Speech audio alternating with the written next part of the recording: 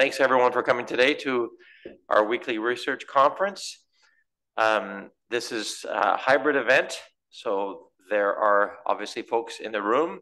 If you have questions at the end of the presentation, please use the microphone off to the side. And for those that join us virtually, submit your questions using the Q&A feature, not the chat, as per usual, and we'll accept the questions at the end. You can use the hand up feature if you'd like to unmute and speak. And you can use the chat feature if you're experiencing any technical difficulties. I'll also remind you that Thursday is Wear Red Canada Day in honor of Women's Heart Health. So please wear red in honor of that. And the Institute and our Canadian Women's Heart Health Centre. So today it's my honor and privilege to introduce Dr. Munir Boodhwani, who's Associate Professor in the Division of Cardiac Surgery at the University of Ottawa Heart Institute.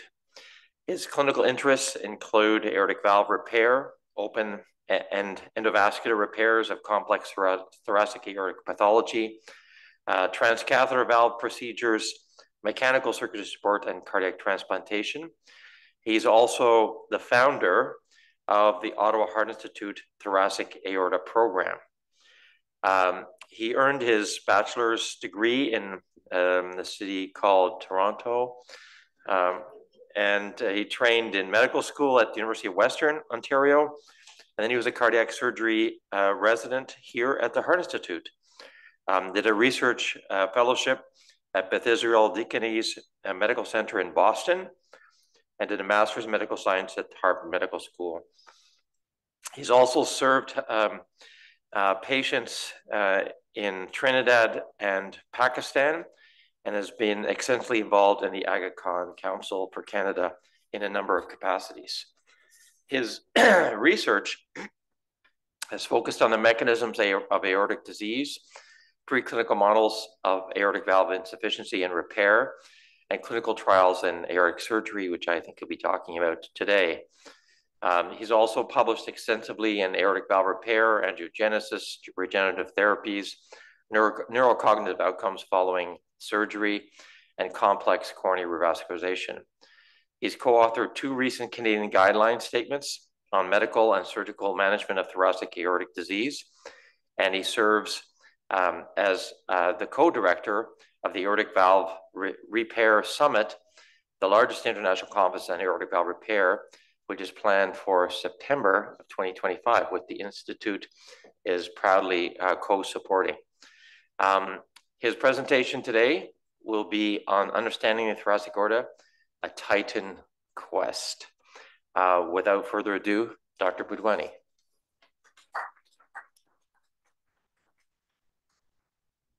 Thank you, Rob, for that kind introduction. Grateful for the opportunity to present to this group, and grateful also for the folks who put up this poster. They used a picture of me that's about 10 years younger. It's always nice to look a little younger and more vibrant. So, all right.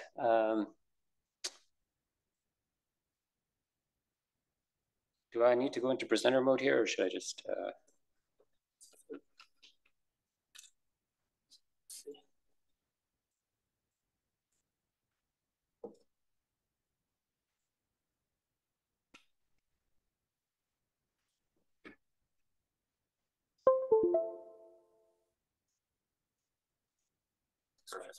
Yeah, also delete the picture. Yeah, excellent. Okay, thank you. So my talk today is on understanding the thoracic aorta, a Titan quest, and you'll see why the title is what it is. I'll start with a description of what the clinical problem is, the conundrum that we face when we're talking to our patients and helping make decisions. We'll talk about what we know about thoracic aortic disease, but importantly, what we don't know about thoracic aortic disease, and get into talking about the Titan clinical trials. That's a clinical trial network that we're heading out of Ottawa. Talk a little bit about going beyond our clinical trials and some future perspectives. So let's start with actually a real scenario that is quite common in the clinical sphere. Imagine this 42-year-old male active worker who's postal carrier, who presents to the emergency department and has atypical chest pain. And he's physically active, doesn't really have a lot of risk factors. He's a former smoker, borderline hypertension, normal BMI. So he gets a cardiovascular exam, which is unremarkable. He has a non-contributory EKG, and he gets sent home from the emergency department, and an echo is ordered for him just to rule out, other causes of chest pain. And they find this. They find the ascending aorta, which is the big blood vessel here. It's dilated. It's dilated to 53 millimeters in this case. The aortic root is moderately dilated, which is at 41 millimeters. Underneath this is an aortic valve, which is a trileaflet aortic valve, no stenosis, mild regurgitation, and he has normal left ventricular function. So the question is, what do we know about treatment decisions in this population, and how do we manage a case like this? We know that thoracic aortic disease accounts for about 47,000 deaths annually in the United States, and it is ranked amongst the top 20 causes of death. Even though it's a fairly rare incidence, it has an outsized impact in terms of mortality and morbidity. We also know that in the vast majority of patients, the thoracic aortic aneurysms remain clinically silent until a catastrophic event occurs, like a dissection or a rupture of the aorta. And when that happens, it is very highly fatal and also leads to a large degree of morbidity. Now, we can fix these aneurysms by taking patients to the operating room and actually repairing the aorta. But that's an invasive operation, requires, of course, time and input on the parts of the patients in the system, but also requires a degree of recovery time, but can be done at a fairly low risk compared to an aortic dissection surgery. This is just a picture of what an aortic aneurysm looks like for those of you who are not from the clinical world. We see this is an operative view of a dilated aorta with the right ventricle over here. And you can see that it's a little bit reddish and inflamed looking in this case. So when people present with this kind of problem to us electively with an ascending aortic aneurysm, we can repair the aorta. Even though it's an invasive procedure, it can be done with a fairly low mortality. And I'm going to see if I can run at least a portion of this video to give you a sense of what that looks like. This is a patient with Marfan syndrome in whom the aorta looks like this on the inside. It's got a trileaflet valve with normal function. And we can replace the aorta while keeping this valve intact with a fairly low mortality, low risk of stroke. I'm just going to zip right ahead to show you just the final product here. And once this operation is finished, you see that aorta has been replaced with a piece of Dacron. And what that does is basically removes the aorta from the equation. It no longer is at risk, or at least the replaced segment is no longer at risk for any aortic complications. Let me go to the next slide. On the other hand, this is a picture of a patient with an aortic dissection. So aortic dissection is when there is a tear that forms on the inner lining of the aorta, separating what we call the true lumen and the false lumen, which is seen on this axial images of the CT scan here. And another entity that's on the spectrum of aortic dissection is intramural hematoma. Again, a thickening in the wall of the aorta, which in the OR looks like this. It's blood clot that's formed between the inner layer, the intima, and the outer layer, the adventitia of the aorta. And aortic dissection has a fairly high mortality. So approximately 40% of patients won't make it to hospital if they're diagnosed with an aortic dissection. And if they present to hospital, it's perhaps one of the most lethal entities that we have. The expected mortality after presentation to hospital is about 1% per hour. And so it's really important to get these patients upon diagnosis immediately to the operating room for repair. And repair is not easy. And I'm going to try and show you just a sense of what a dissected aorta looks like here. Unlike the aorta you saw earlier, this aorta has a blood clot within it. The layers of the aorta are separated. And this is a situation that we're trying to then repair and fix at the time of emergency surgery. You can see the intima layer here is torn. and the thrombus is being pulled out. And again, in this case, it's being replaced with a Dacron graft. So when patients present with aortic dissection, procedural mortality goes from anywhere from 10 to 20%, high risk of stroke, myocardial infarction, renal failure. And then because the aorta often continues to be dissected distally, even beyond the parts that we're able to repair, there's a real and significant risk of late reinterventions on the aorta, which are invasive surgery.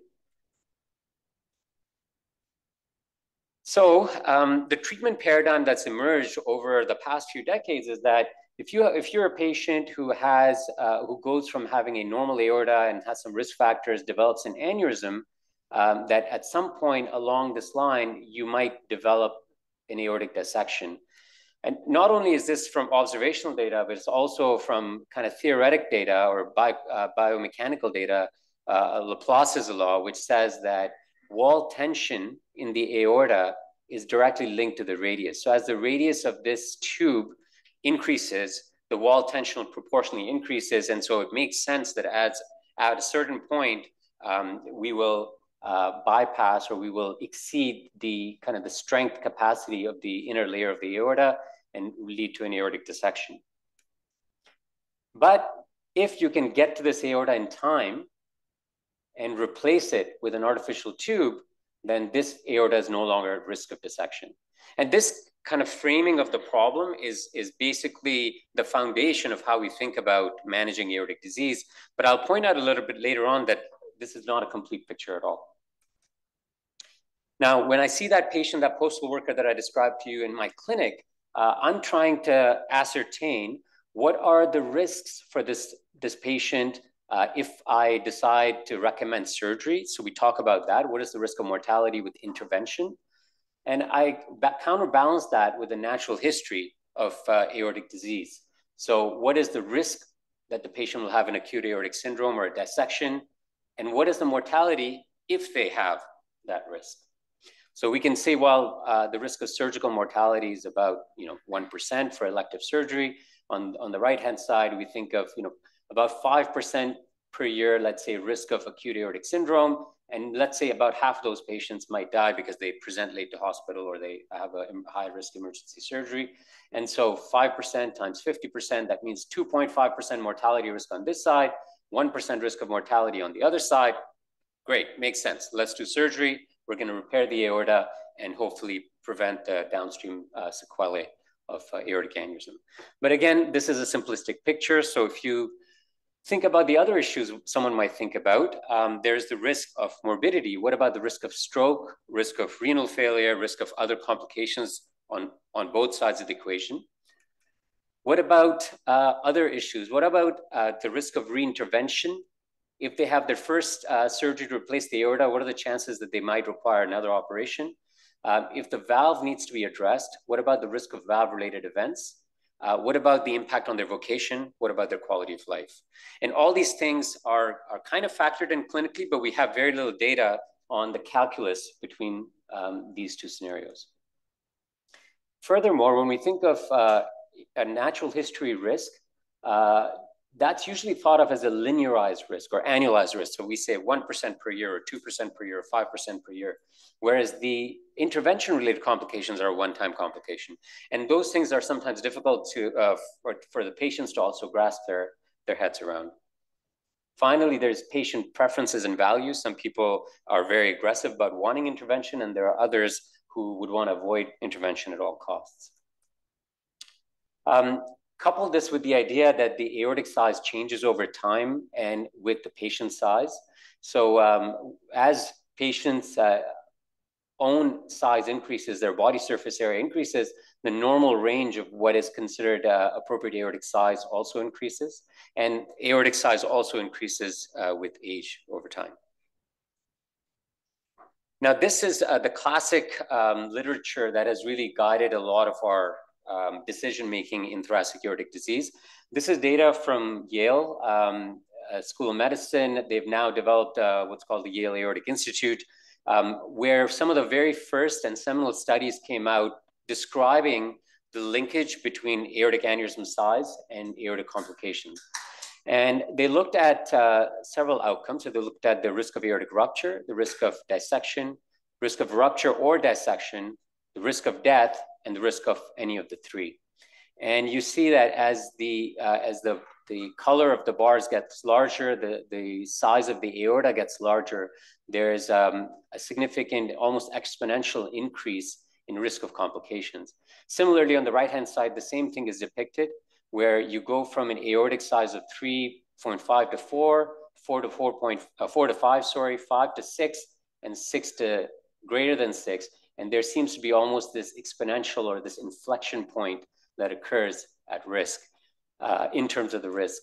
And this is why when this data came out, and these publications are from the early 2000s, which means the data was collected in the late 80s and early 90s to follow these patients over time, it was determined that an appropriate threshold for intervention would be 5.5 centimeters, really guided by this data. And we've accepted in our world this threshold for intervention for many years, until this paper came out. And this is a study of the International Registry of Acute Aortic Dissection, the IRAD data. And this is now a very large registry from 45 or 50 different centers, multiple countries, spanning multiple continents.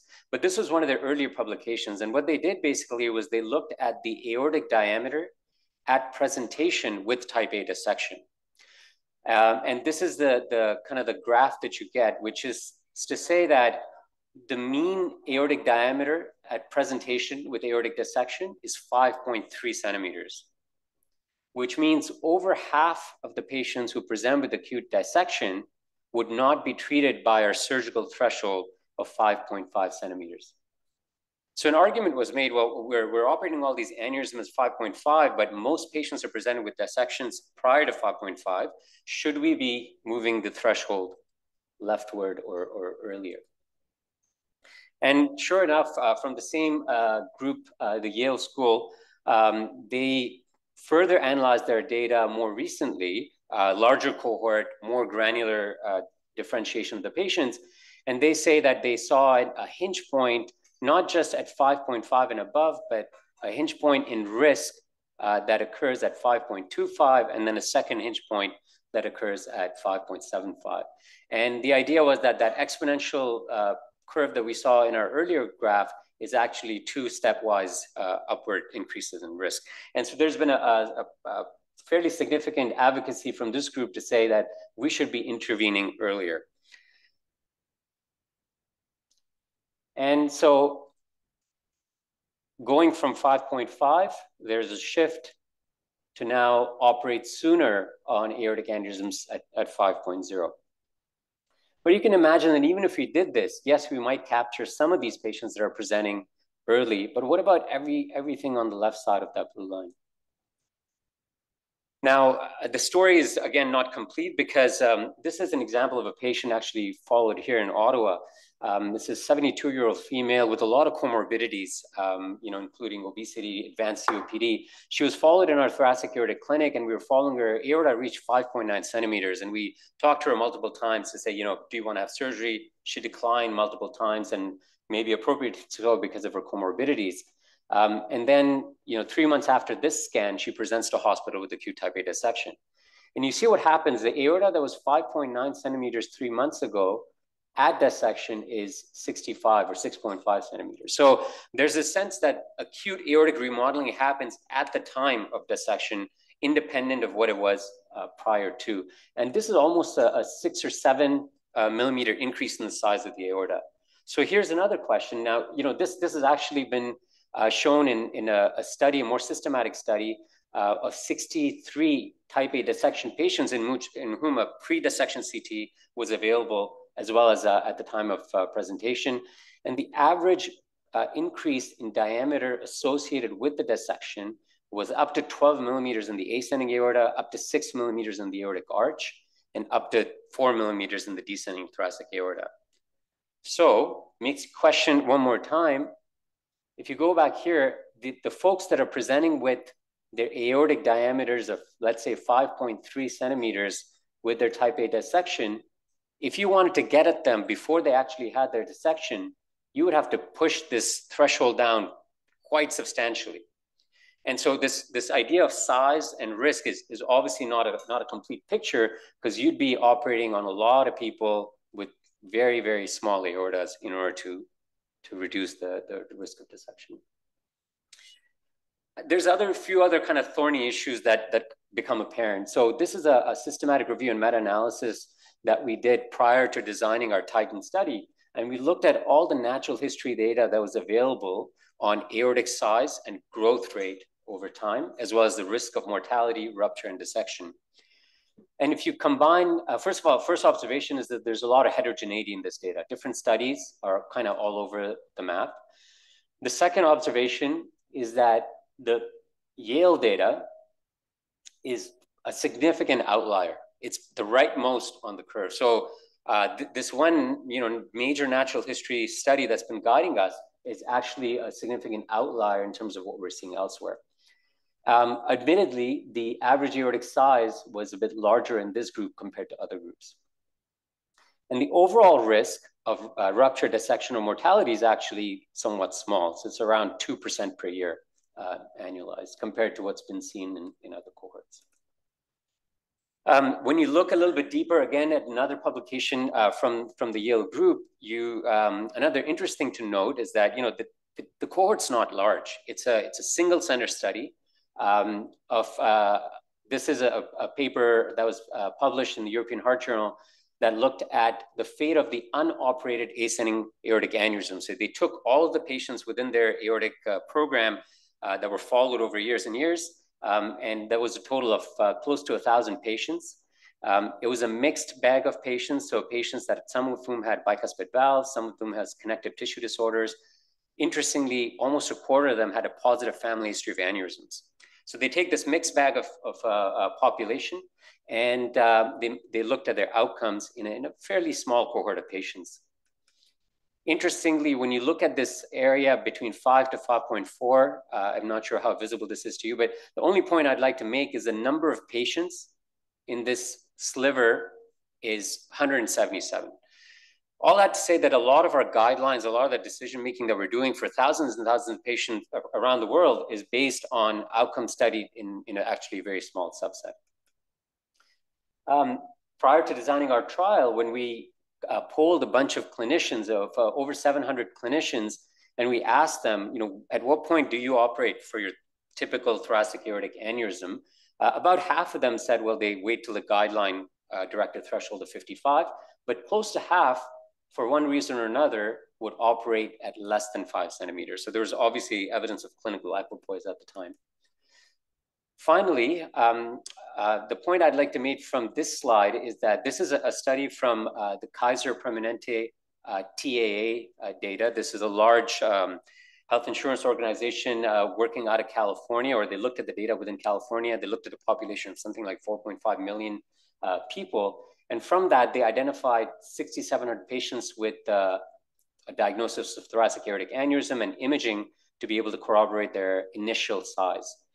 The point to make here is that if you look at all these patients that are at 5.5 and higher, they're actually a very, very small part of the population. If you left shift the guidelines to 5, there's a large number of additional patients you'd be operating on. And the incremental benefit at the population level is not immediately evident. In this study, they actually found that the inflection point of risk was actually closer to 6 centimeters. The dark bar here represents the risk of rupture, dissection, and mortality. So there's mixed data out there. On one hand, there's data suggesting that we should be waiting longer. On the other hand, there's a push from certain data points to say we should be operating sooner. And that's the environment in which we designed this particular randomized trial. And so this is the TITAN SVS study. TITAN stands for Treatment in Thoracic Aortic Aneurysm, and SVS stands for Surgery versus Surveillance. So this is a trial of this exact gray zone of patients in whom we don't really have a clear answer on what to do. They're randomized to either surgery or surveillance.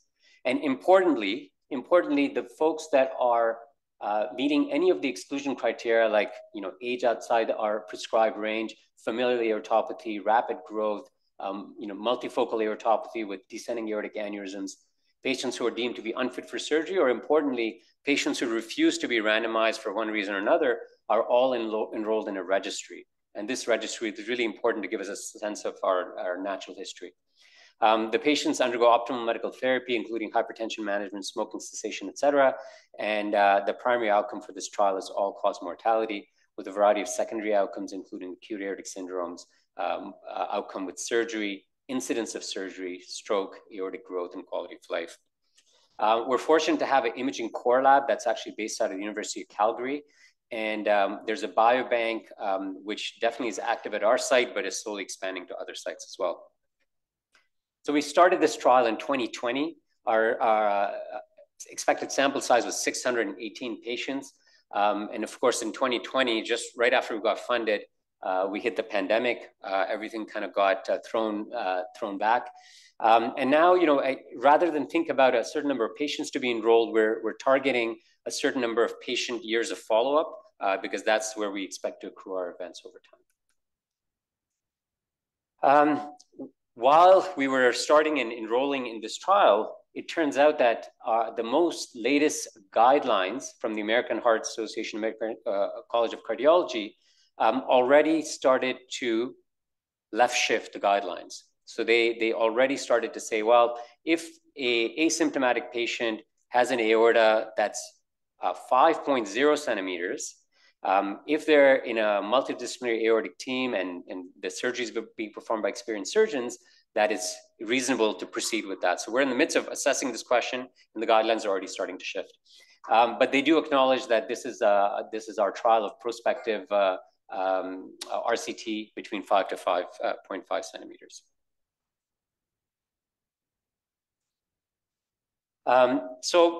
Doing a trial like this, we've learned over time has some important challenges. There are very few trials in the cardiovascular literature that compare surgical approaches to non-surgical approaches. There's the CABG PCI literature where there's a lot of that, but in those cases, many of the patients are symptomatic, and there's often an imminent reason why they need intervention, unlike thoracic aortic disease where patients are completely asymptomatic. And so randomizing patients to surgery versus surveillance is actually, we're discovering, not the easiest thing to do.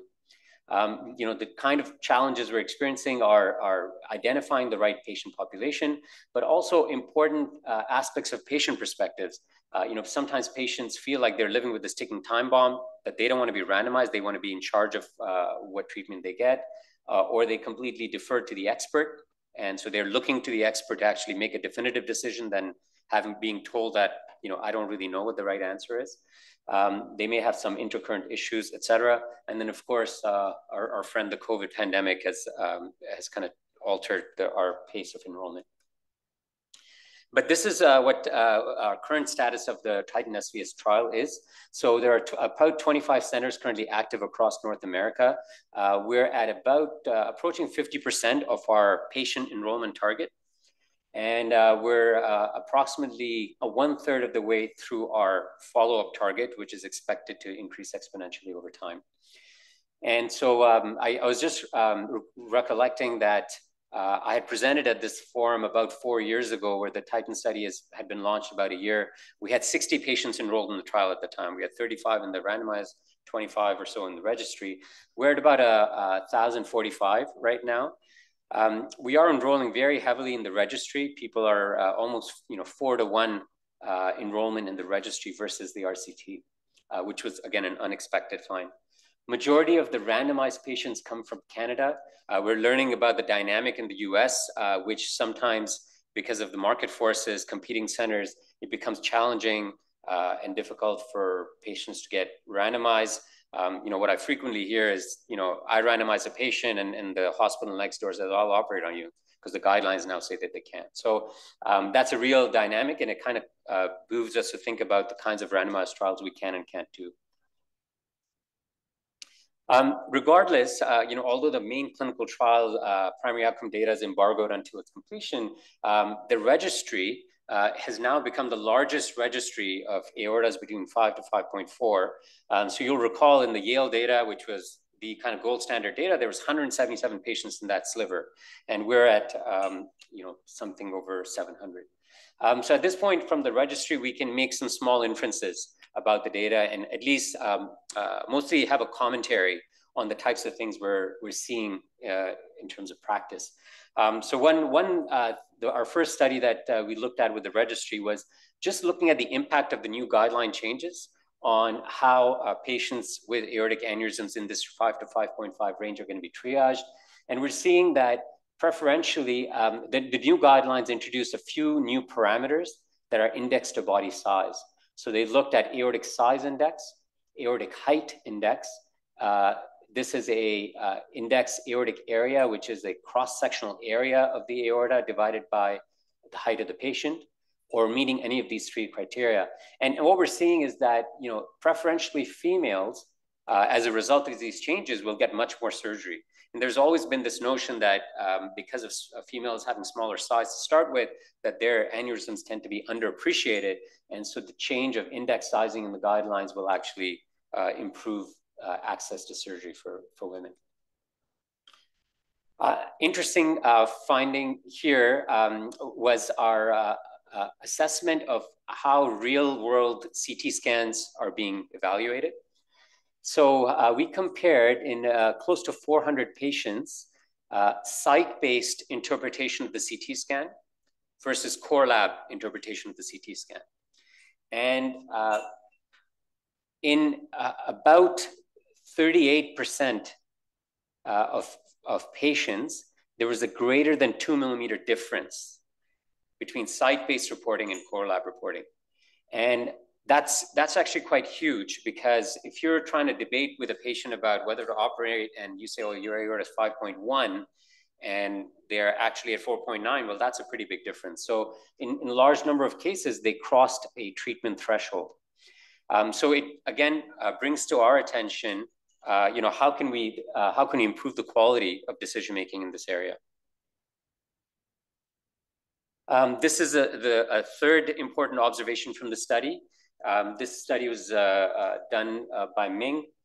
We looked at our registry patients, and again, this is a non-randomized comparison of patients who were enrolled in the registry, some of whom were triaged towards surgery, some of whom were triaged towards surveillance.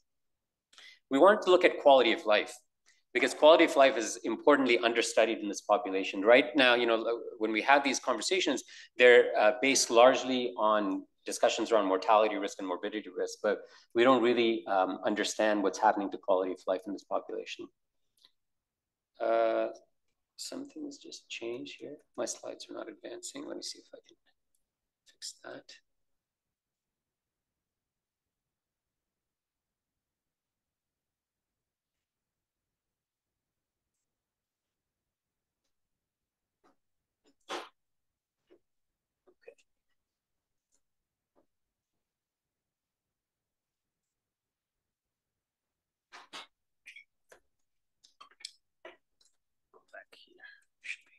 This slide.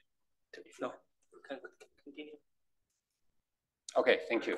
Perfect. Okay, so this is basically a summary view of our findings, comparing patients who underwent surgery versus surveillance. So just to give you an idea, all these patients had a baseline quality of life assessment of SF-36, and then they had the intervention that they were assigned to by their providers.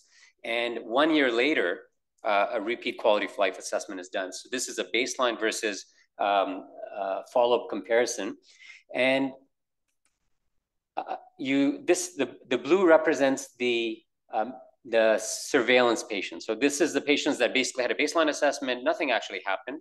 A year later, they had an assessment. We're looking at change in quality of life. You see the 0 marker here represents where they are.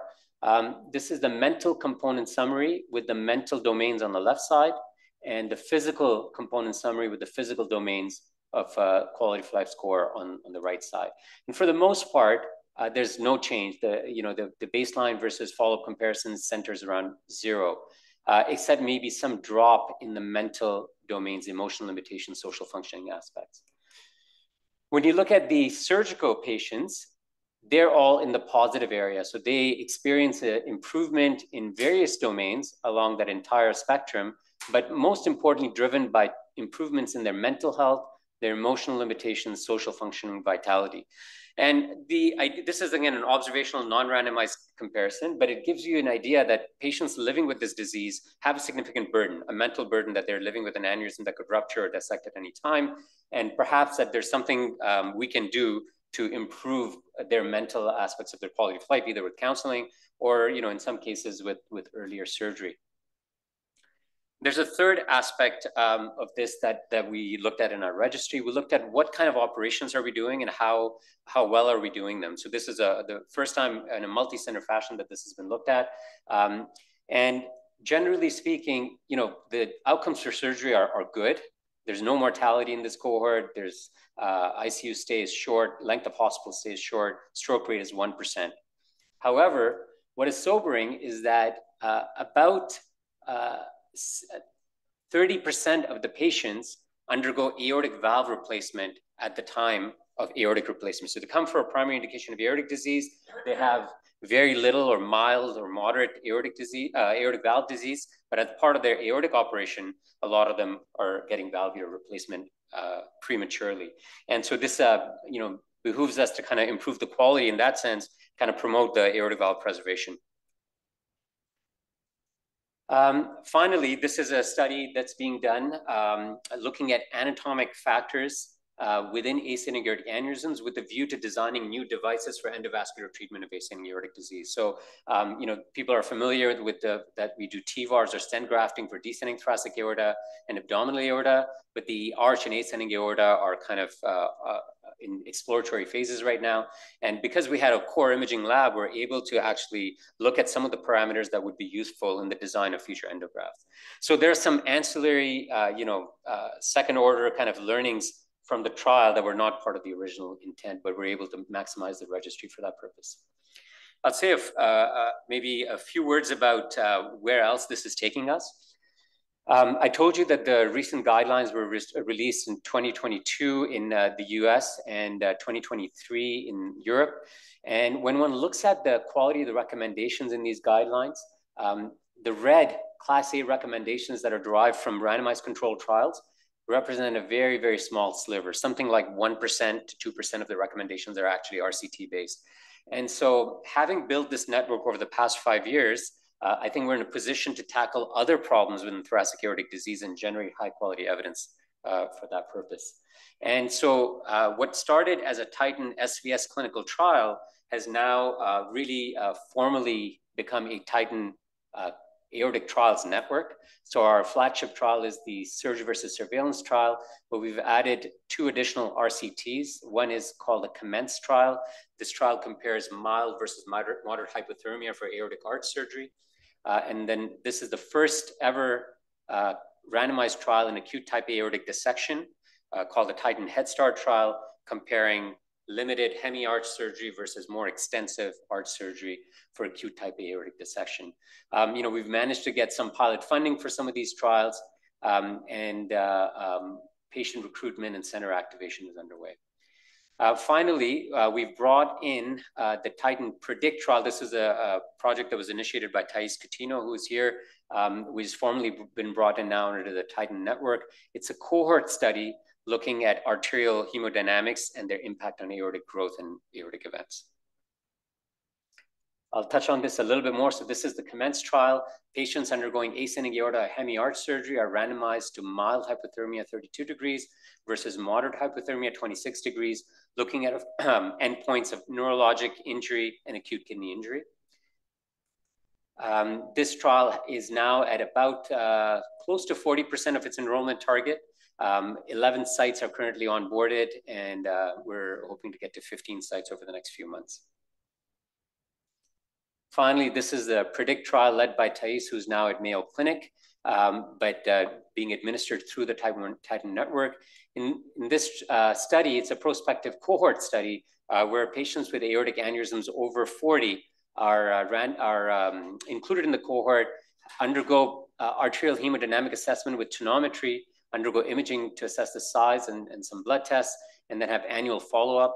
And preliminary data from her work as a single center had already shown a linkage between arterial dynamics and outcome, and this is now being branched out to multiple centers. I think we all recognize that size is not everything. There are many non-diameter related risk predictors of aortic disease, and this is where the field is headed, although none of these are ready really for prime time. I think what's probably the most exciting element of having built this network, having over 1,000 patients within this network, and kind of what the future might hold, is this transition from our randomized trial mentality to a personalized or precision medicine mentality. And so if you think about it right now, if we have a cohort of patients who have aortic aneurysm disease, let's say they're between 5 and 5.5 centimeters, there are probably 5 of them that are truly at risk of aortic dissection over, let's say, the 2, 3, 4, 5 year time frame. But what we do is we offer an operation to all of them. All of them undergo invasive surgery to replace their aorta, even though only these 5 are the ones that are probably going to be impacted by it. But it might be that with certain novel markers, we can identify folks at risk. And that might be a much smaller cohort. And if we can confidently identify those, then our operations and interventions can be offered just to that cohort. Similarly, I think we could look at things another way. There are patients who are probably never going to go and dissect. And this, the inability of the disease to progress has not been well characterized. It does exist clinically, but it's something that's not been well studied. And even if you took those 100 people and could identify 20 that are not going to grow and progress, you're saving patients from a significant operation. So I think that's the directionality of where this research and aortic risk stratification is going. And I would say there are 4 areas where we're moving in that direction. Not all of that expertise is housed here in Ottawa, and so we're collaborating with some important partners. So of course, Thais in Mayo Clinic is leading the PREDICT trial, but is also applying for an NIH grant to use the Titan cohort to use arterial hemodynamics as a way of predicting outcome and growth. We're working on radiomic markers. So Pascal, who's in the audience, is an important partner looking at AI-based imaging metrics to see if we can go beyond diameter. Can we look at length of the aorta, circumference of the aorta, look at cross-sectional area, look at volumes, and blend them with other patient factors to get to more specific risks. We have Elaine Tseng, who is an investigator at UCSF, who has developed a novel way of taking CT scan data using finite element modeling and trying to determine longitudinal wall stress. And so we've shared our imaging core lab data with her. She's also applying for an NIH grant to try and fund this work with the idea that we can now predict wall stress and therefore predict aortic risk more accurately. And finally, we have collaborators in Toronto who are looking at multi-omic markers, looking at genetic, transcriptomic, and proteomic markers that might predict risk. So we're sharing our biobank data with them. But these 4 important fronts will, I think, really change the way we think about aortic disease and risk stratification. Let's talk one more time. Let me see. That's actually my last slide. So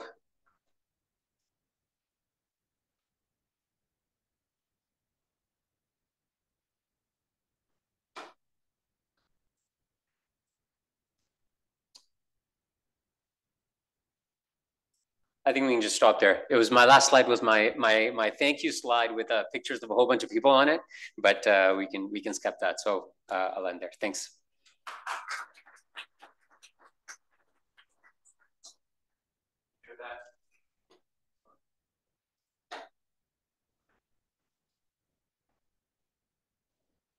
There we go.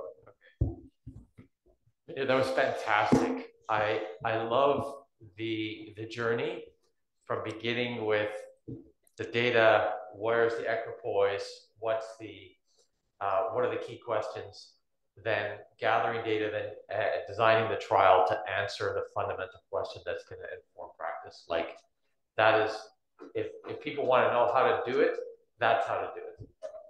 So thank you. Wishing you good luck with the finishing of the trial. We had the same problem in image heart failure with the US sites. A lot of patients in the registry, not so many patients randomized. So totally share that challenge.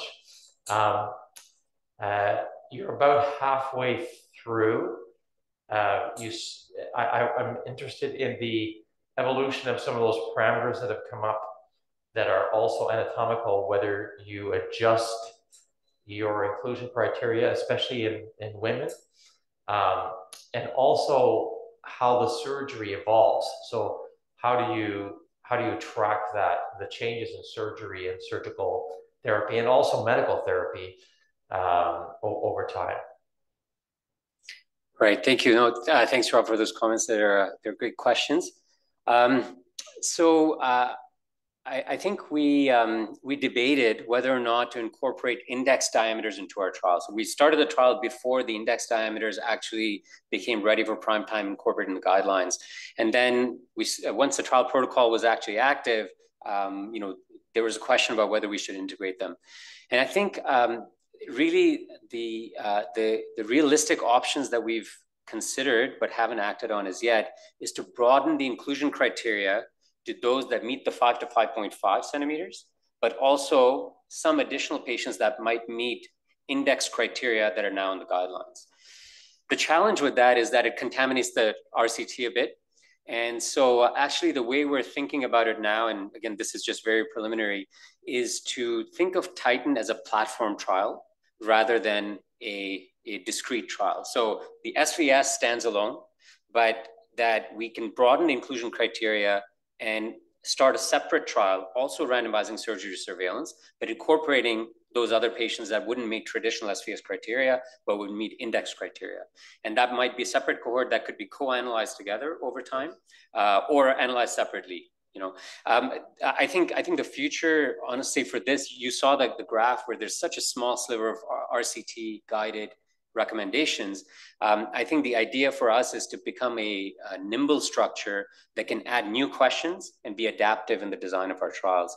So I'm in conversation with our REBs here, our contracts team here, to say, can we take SVS and make it into a platform trial? So now you enroll patients, anywhere from 4 centimeters onwards and direct them to different trials. And this might be one of them, to say you're not eligible for SVS, but you're eligible for this index trial. So I think those are things we're currently considering.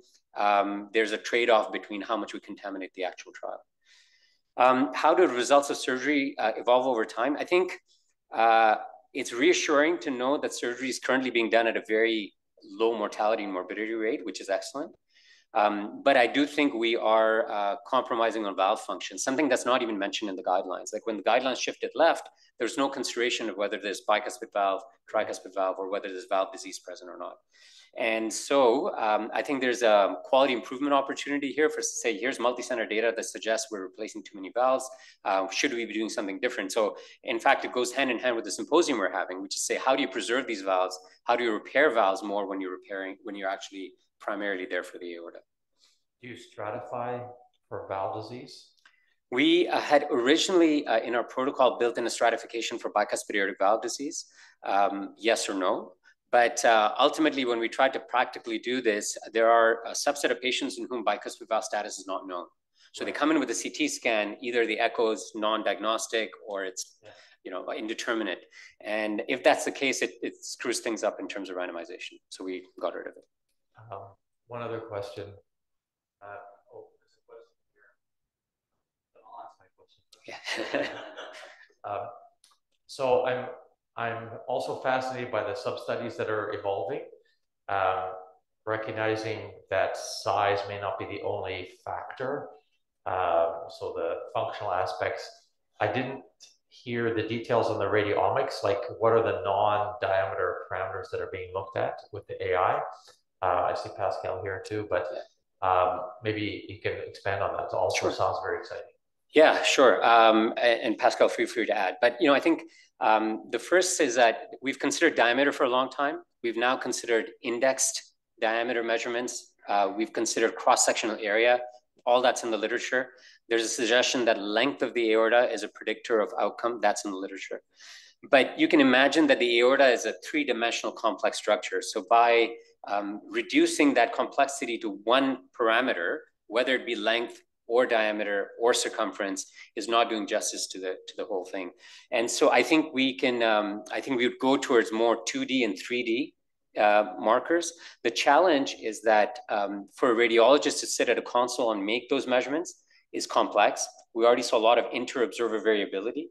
And so I think to move to that next stage of more complex radiomics, we do need to go towards AI-guided imaging, something that will be much more reproducible and can generate 100 different parameters of the aorta all at once in a few seconds. Pascal? I mean, there's a lot of AI's been, the field's been exploding over the last few years. And there's a lot of algorithms now that allow you to do automated segmentations. And that's what we've started to explore over the last few months, just getting a nice segmentation of the aorta automatically that's reproducible. And then from there, extract markers, radiomic markers. So it's again, very early work. We haven't actually used the data from Titan yet. We're just kind of working on our the pipeline on the AI side. I see Mark coming up. Just a question from Lucas Godoy online. Great presentation. Can you please comment on surgical indications for patients with genetic aortic disease, and are these patients included in the trial? Great question. So, Lucas, the genetic aortopathy is an exclusion criteria for the SVS trial. Partly because, as you know, there's a lot of gene-based thresholds that have been advocated for. However, genetic patients are included in the registry. So we will capture at least a subset of that population and their outcomes over time.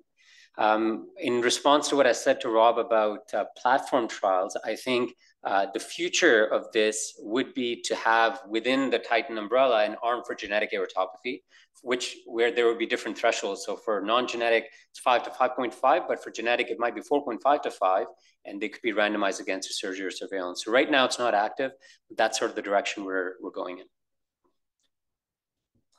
Thanks, Munir. Great presentation. I completely agree. Two kind of kitchen questions, if you will. Size is a surrogate, as you said. What ruptures is the aortic wall? And I know you and Elaine and others have looked at, predictors of that, but can we actually measure like the propensity from the CT, or maybe something even fancier now that we have such precise imaging, the propensity of the aortic wall to rupture? And maybe size is completely leading us in the wrong direction. That's my first question. The second one is, how do you change your sample size once you've had a grant? I'd be interested that, you've gone with SVS from number of patients to, I think, number of follow-up years, patient years, and others might even move to an event-based type of sample size. Do we have to be accountable to them? Like, what do we do? Because it's a great idea. Sometimes as you start a trial, you don't really know, right? You get funded for it. And, so is there a process around it? I think it's a great question, and I'll answer your second question first. I think the whole frequentist approach to randomized controlled trials is a bit in question. We start off with these really not very clear assumptions. Like we assumed event rates in the surgery arm and surveillance arm. We assumed recruitment frequency. And then based on a 5-year grant that we get from CIHR, we say, well, we're going to follow them for 3.5 years, make the numbers look really nice, and we get a spit out of 618 patients. Reality is there's so many things that are unknown. Our event rates are different, our recruitment rates are different, et cetera. So I think, adaptiveness of the trial to some extent is inevitable. Like you can't expect it to run exactly as planned. How you do that is I think, tricky. For example, our trial protocol is already published. It's out there in the literature. So whenever we publish the final results from the study, people go back and say, well, you said you're going to do this, but you didn't. We're in very close conversation with a method center in George Wells to help guide this along. Certainly, I think the shift from 618 patients to 2,100 patient years of follow-up is an easy one because it's the same patient years of follow-up in both instances. But we're also observing, through our DSMB reviews that our event rates are lower than expected, at least at this time.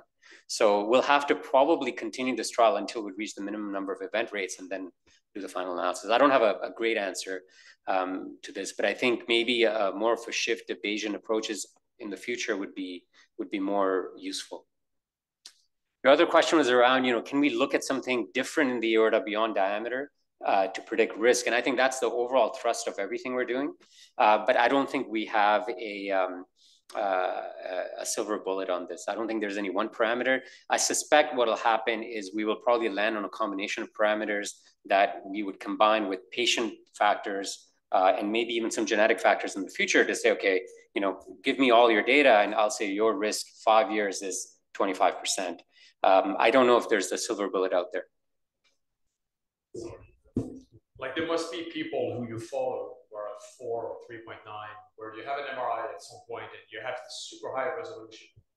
Then they rupture and they have, say, STJ entry tear, right? And can you go back there and see exactly where the cut was? Just 2 millimeters above the STJ and see if there's something you could recognize. It's a good thought. I think certainly the wall stress work that's being done by Lane Singh is looking at that, looking at where along the aortic wall, and it's always, greater curvature. It's a couple of centimeters above the STJ. So we know that's the hot spot, but which patients have those peak stresses that are high enough to, increase risk, that we don't know yet. Munir, fantastic. You have, with this and the work in the Titan and the trial, shown how one can evolve to be a world leader, and you are a world leader, and you've put the Heart Institute at the center of that. So thank you for that and your leadership in this area. And we wish you all the best, and anything we can do to help support the trial and its long-term success, let us know. Thank you. Before we end, I just want to, I got my acknowledgement slide up, and there's several people from the team that are in the room today. Azmat Sheikh is one of our research coordinators.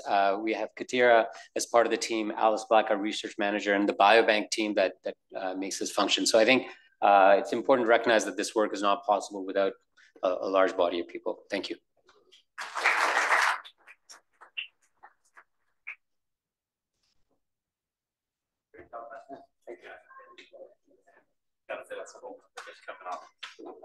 That was really great. Thank you.